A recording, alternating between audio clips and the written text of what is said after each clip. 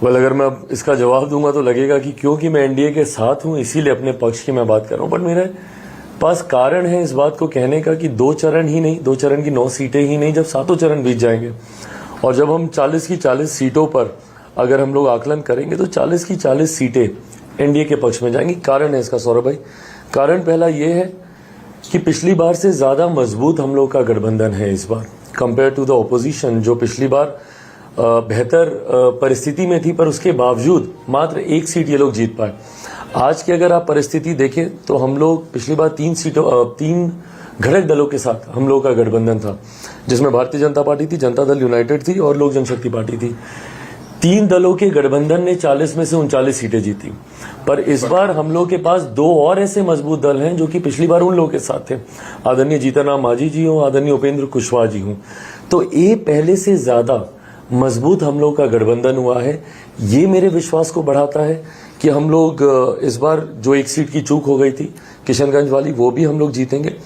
दूसरा कारण जो उदासीनता है विपक्षी खेमे में, आप पहले चरण में देख लीजिए सौरभ भाई, 1-1.5 दल को अगर छोड़ दें उसके अलावा कोई प्रचार नहीं कर रहा था विपक्ष की तरफ से। विपक्ष का पूरा खेमे में एकदम खामोशी बोल लीजिए, निराशा बोल लीजिए। कांग्रेस का राष्ट्रीय स्तर का नेता तो छोड़ दीजिए, कोई प्रदेश स्तर के नेता ने भी प्रचार नहीं किया। वो विरोधाभास दिखा जिसकी वजह से इन लोगों ने बिना पूछे जैसे सीटें बांट दी, सिंबल्स इन्होंने डिस्ट्रीब्यूट कर दिए, तो वो कॉन्फ्लिक्ट दिखा पहले चरण की 4 सीटों में। तो उसमें जो कैडर है, अब कांग्रेस का कैडर जब वो अपने किसी नेता को देख ही नहीं रहा मंच पे, वो क्यों जाएगा? या वाम दलों का जो कैडर है वो क्यों जाएंगे? तो जहां एक तरफ विरोधाभास दिखा, महागठबंधन, इंडिया अलायंस, यूपीए, जो भी आप बोले, इनको पता नहीं क्या ही है इनका अलायंस, तो उनमें जहां विरोधाभास दिखा तो वहीं प्रधानमंत्री हो, मुख्यमंत्री हो, हम लोग जितने भी घटक दल हैं, हम सब ने एक साथ मिलकर ये प्रचार किया। तो मुझे लगता है उसका यकीनन हम सबको लाभ मिलेगा। तो 2 चरण की बात करें तो 9 की 9। 2 चरण के बाद बीजेपी खेमा जो है या एनडीए खेमा जो है वो फ्रस्ट्रेशन में चला गया। अब ये तो परिणाम ही बताएंगे। इस तरीके की भाषा का इस्तेमाल तेजस्वी जी अक्सर करते रहे हैं। पूर्व में भी आप अपने आर्काइव्स में से निकाल के देखिए, 2014 में भी ऐसी ही बड़ी बड़ी बातें और बड़े बड़े दावे किए गए थे। 2019 में भी इसी तरीके की बयानबाजी हर चरण के बाद की जा रही थी।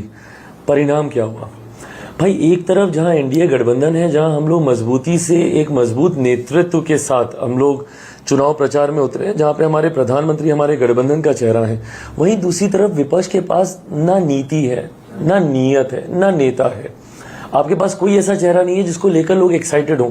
क्यों जाएंगे आपको वोट करने?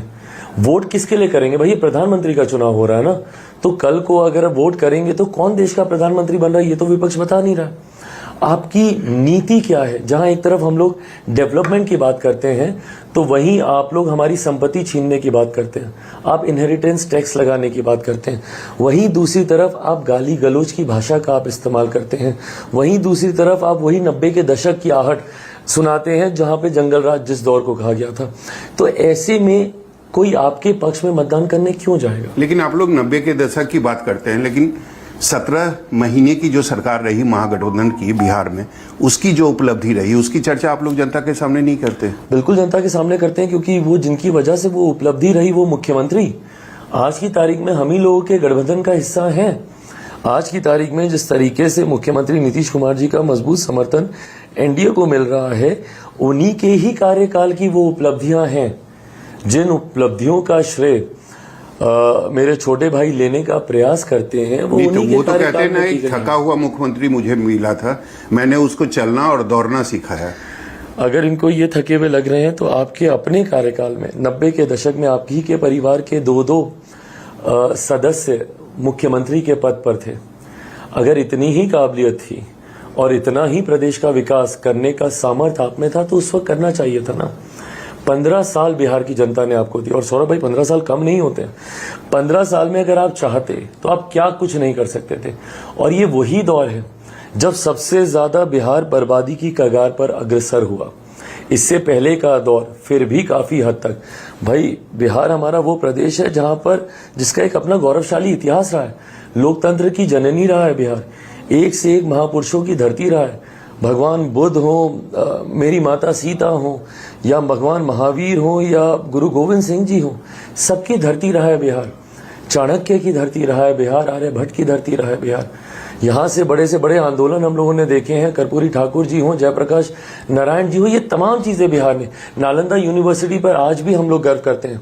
आज भी जब मेरे प्रधानमंत्री दूसरे राष्ट्रों के राष्ट्रीय अध्यक्ष आते हैं तो बैकड्रॉप पे जब वो डिनर आयोजित किया जाता है, महामहिम जी जिस डिनर को आयोजित करते हैं उसके बैकड्रॉप पे नालंदा यूनिवर्सिटी की तस्वीर लेकिन आज रहती तक है। एक पर अगर उस बिहार को आज बर्बाद किया है, जहां पे शिक्षा पूरी तरीके से समाप्त है, स्वास्थ्य सेवाएं पूरी तरीके से समाप्त है, पलायन सबसे ज्यादा हुआ, तो 90 के दशक में ही हुआ ना। तो अगर 17 महीने में आप इतना कर सकते थे तो उन 15 सालों में आपने क्यों नहीं करके लेकिन दिखाया?